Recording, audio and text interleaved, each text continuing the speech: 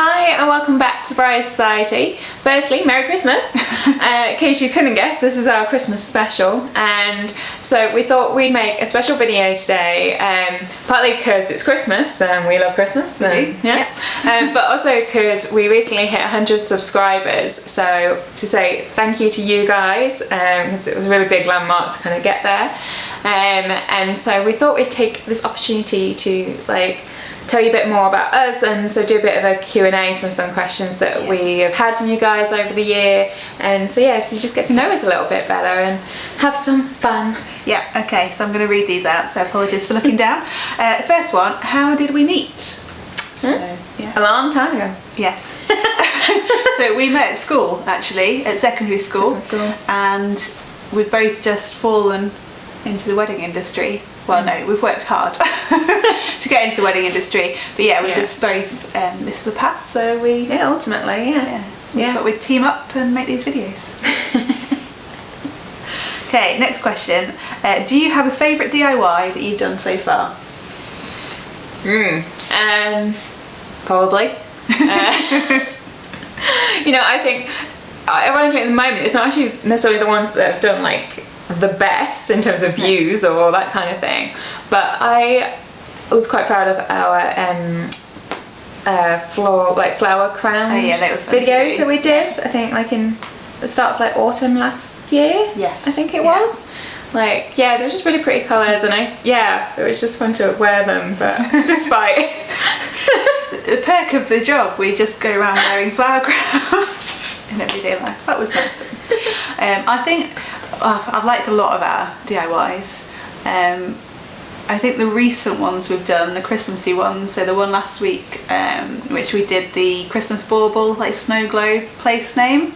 I thought they were really cute. That was cute. And also the rosemary wreath place names as well. I thought they were really effective. And also great for... I was just going to tell them what we wanted to do on that, because obviously there were names, but we didn't have time to make a second one. But as you may have noticed, we were Rose as the name on the one we really want to do, it said Mary. Just because, But it did take me far too long to realise why you'd started writing Rose. It didn't click for a while. But what I like about those ones is they're great for a wintry, Christmassy wedding, but also great for a Christmas Day table if you want to have place settings. Yes. Multiple uses. Yeah. Okay, so would you recommend going to wedding fairs? Yes. I went to loads. So many, and I think obviously they're great for just getting ideas, but there's so many competitions that the suppliers run, and I entered everything and won quite a lot. I did quite well. So well. I did really quite well out of it, so I would definitely recommend doing that. I didn't go to as many, kind of just looking around for me, because I exhibit at quite a few wedding fairs. With wedding cakes, just in case you haven't seen other videos. Wedding cakes. I kind of took those opportunities. When I was exhibiting, I'd kind of go around. I also knew quite a few suppliers already and had seen quite a lot of things. Had contacts. Yeah, so I kind of probably didn't have the same experience as if I wasn't in the wedding industry, but I did miss out on winning all those competitions. So.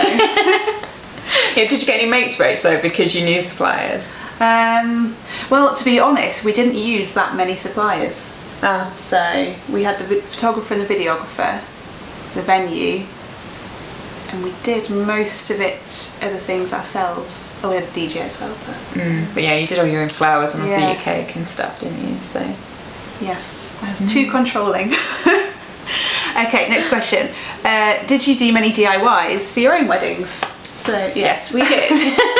You may have seen quite a few of the DIYs we did for our own weddings. Yeah, particularly the first year's worth of videos. I think we did were basically us kind of going, what do we know how to do and things, and obviously because we already had the stuff to do them with. So you've seen quite a few of them, but I think it was prior to doing my own wedding, I wasn't crafty at all. I didn't really enjoy crafts. I didn't get it. The thought of going into a craft store was a bit lame to me. I'm sorry. Hold my hand up. Sorry. Obviously been converted, but interesting. Okay. But you've always been more at one with the crafts. I have grown up making cards and doing other bits and bobs, so I think I knew that I probably would do something like that as part of my wedding, maybe. I don't know. Yeah, I think I just did it because sort of financially, I kind of would look at these things that I would want to incorporate in my wedding, but then think, like, look at the prices of stuff and just be like, that's ridiculous, I can make it for less than that. You'll soon learn that although you probably can make it for less than that, you need to definitely consider how much time things take. That was definitely something I learned in the process of crafting myself. Okay, so last question. Did you find anything particularly difficult or stressful when planning your own wedding? Now I've got a good one with this. I couldn't find a makeup artist. I literally contacted 10, and this was a year before my wedding. Yeah, it's not like you'd left it to the last minute. So at least a year before, I was contacting all these makeup artists. Every single one was fully booked. Everyone, and I was pulling my hair out. And it was a summer wedding on a Saturday, but still a year in advance. I know, I thought I'd be fine. So if there's a particular supplier you want to use, get them booked in as soon as possible. I did end up finding one, a makeup artist who I did book, went for a trial, and then just thought, no, this isn't right. So cancelled her. You did look nice. I went to the trial with you. You did look nice, but I appreciate you just didn't feel like you, did you? No, I felt quite orange. So not as orange as that wedding fair we went to. Oh yes, where all the makeup artists were. Yeah, but it wasn't like for her services. It was like to buy like the you were supposed to buy the makeup or something, weren't you? Possibly. It was a long time ago, but yeah, it was something like that. But yeah, she was orange. Which is fine if that's the look you're going for, but I wanted a slightly more natural look. So actually I ended up going to Bobbi Brown and having an impromptu kind of makeup thing, and then buying my own and doing my own. Which I felt bad for Becky because she was one of my bridesmaids and didn't get to have her makeup done. Got to have my hair done. Oh yeah, but so that was really the only. A friend helped out with your makeup too. Yeah, actually yes. Yeah, that was kind of really the only stumbling block I found when planning. But what about you? I think maybe during the process, the most stressful thing, or at least that I've chosen to remember anyway, not blocked out, it was probably just like guests RSVPing or not RSVPing by the deadline, or then like dropping out. No one didn't like just not show up or anything, but like dropping out in the run-up, or like we had a couple drop out the week of the wedding. That's the thing, because obviously at that point, like, you've handed in like table plans and paid out per portion, if that's obviously the route you've gone down. I think so. There is an impact, and obviously like it's just so close to you when it's not what you want to be thinking about and dealing with, and it all keeps changing. So that's kind of stressful. But I think for me it was occasionally with suppliers. Just like, or one in particular anyway, just that things like we'd set meets, they didn't show up, they had the wrong dates in their diary, and I didn't know about this. So it's the same supplier as that one. Oh, okay. I should have known then. Yeah, and then like she'd send through like, you know, a sort of email write-up of everything we discussed, and there's like 50% of the stuff missing, because I didn't know to kind of make notes as well at the time, because I just thought she was making notes and she's a professional, she knows what she's doing. So yeah, I think I should have probably like just making notes of all the things that you're saying as well, so you can check the list off. But yeah, and then obviously that had consequences on the day where that supplier just did everything wrong. But it was just the one supplier.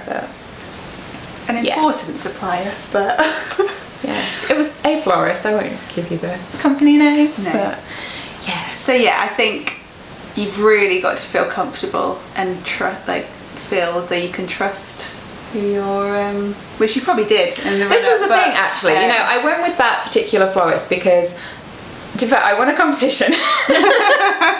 So I won my bridal bouquet, and then you just obviously pay for the rest of the florals that you're having. But I was perfectly happy with that, because actually she's the only florist when I'd gone around to all these different wedding fairs that I'd seen where I actually liked the style of like the setup that I saw on the display, so I felt that was already most in keeping with my style, and so I kind of trusted that then whatever she did, it would be kind of a reflection of my kind of style and personality. So yeah, I had my hopes. Oh, that's a shame. That were dashed.